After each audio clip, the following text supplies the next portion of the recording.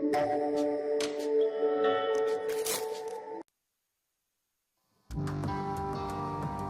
cool facts about the Porsche 928. Last year, as the second-generation Porsche Panamera began arriving in dealer showrooms, its spiritual predecessor, the Porsche 928, celebrated its 40th anniversary. The 928 is a unique car that was in many ways significantly ahead of its time. Even today, it invokes many oohs and ahs when one rolls through town. And for many, it served as a poster child for many people's dream car, particularly for those who grew up in the 1980s. Here are 7 facts we learned about the original Porsche 928 and what made it special. 1.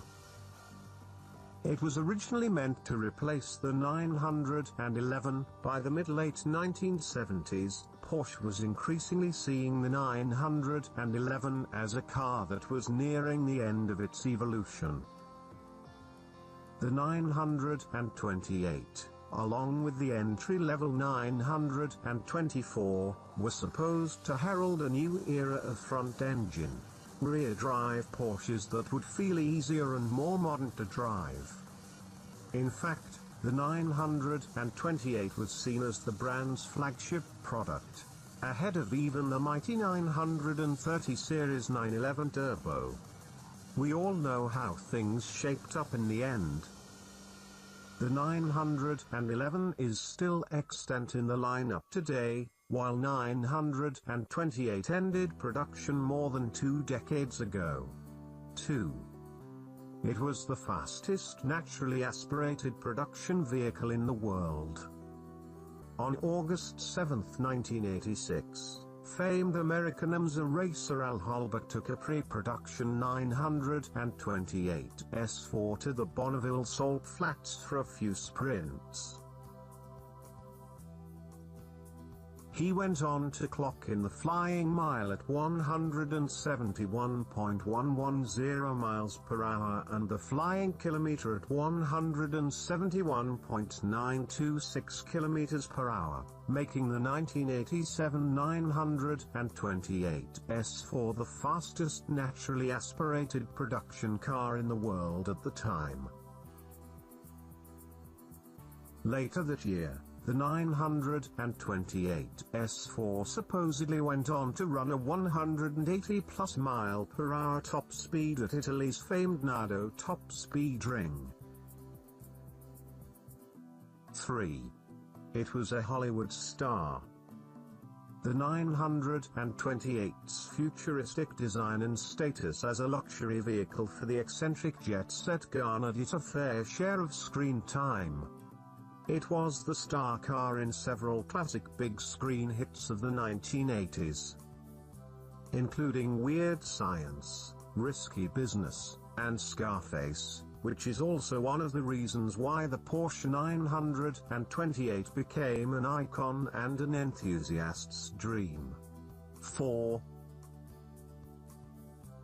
The GTS's most desirable variant.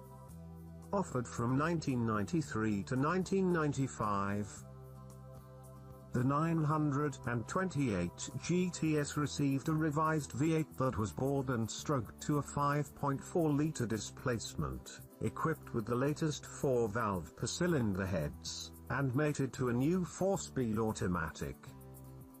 The result was an output of 345 horsepower and a 0 to 60 mile per hour time below 6 seconds. With 928 sales already at their lowest point due to the model's age, Porsche only sent 407 examples of the 928 GTS to the US. 5. Most 928s were equipped with automatics. It might seem backwards to put an automatic in a Porsche, especially one from the 1970s or 1980s. But the manual in the 928 was not at all a shining moment. In the example I drove, It functioned as if it was lifted from a Volkswagen bus instead of a Porsche thoroughbred. Even when the 928 was new, the automotive press noted that its manual was not a particular strong suit and, as a result, the automatic was the way to go.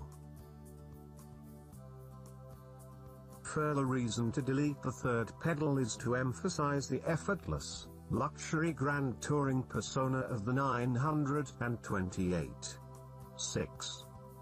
It makes extensive use of aluminium and galvanized steel. The Porsche 928 was one of the earliest production cars to utilize aluminium throughout its construction. Along with the weight reduction, aluminium also means the Porsche 928 is resistant to rust. Additionally, rust-resistant galvanized steel was employed for the floor pans, roof, and rear quarter panels. There's actually a saying in Porsche enthusiast land that if you see a 928 with extensive rust, run in the other direction as something really bad clearly happened during its life. 7.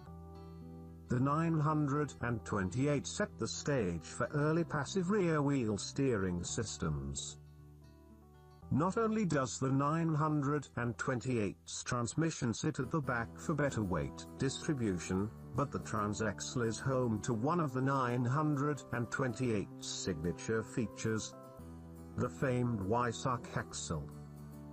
Named after the Porsche R&D center where it was created, this rear axle design is bespoke to the 928.